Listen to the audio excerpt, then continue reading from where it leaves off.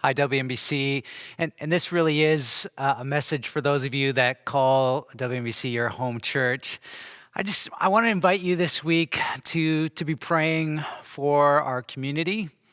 This is a difficult week for some who are kind of living in fear that, given the recent health mandates, they're not sure if they're going to lose their livelihood or not based on some of the decisions that they need to make, the difficult decisions that businesses are placed in. And so let's just pray for the health and well-being of our community. Tensions are obviously high.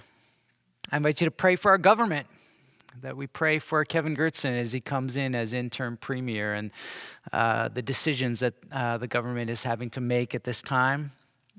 I want you to pray for our schools as they start up soon. Pray for those in administration, for our teachers, support staff.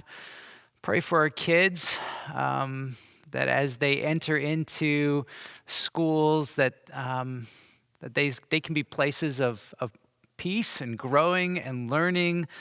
We owe it to our kids to model how to conduct ourselves.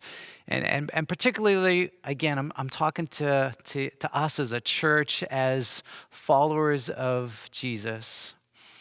A couple of weeks ago, I read to you from 1 Peter chapter 3, and Peter writes, "Finally, all of you should be of one mind, sympathize with each other, love each other as brothers and sisters, be tender-hearted, and keep a humble attitude. Don't repay evil for evil. Don't retaliate with insults when people insult you. Instead, pay them back with a blessing. That is what God has called you to do."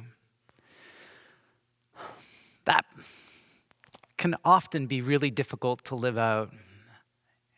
And I invited you to join me on that Sunday to pray with me and asking Jesus, how can we bless others? How can we bless others even when we feel mistreated? And I think for me, one of the ways that's been revealed for me is just I don't have to be a voice that adds to the polarization in our community. And so I would encourage you, in terms of social media, like whenever you're tempted to hit that app and scroll through it, don't.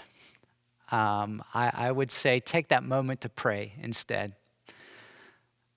Facebook is not a platform for nuanced discussion, and don't be baited into retaliating. Don't be baited into adding that to that polarization, WMBC. Let's just not go there. I think we just need to really lean in these next few weeks to honor and to be people of peace and to honor our community and to love well, because we represent Jesus to a world that is watching. I'm praying for you. My heart goes out to so many of you that are just looking for refuge in this time, and we know that we can find that in Jesus, in his great love for us. God bless.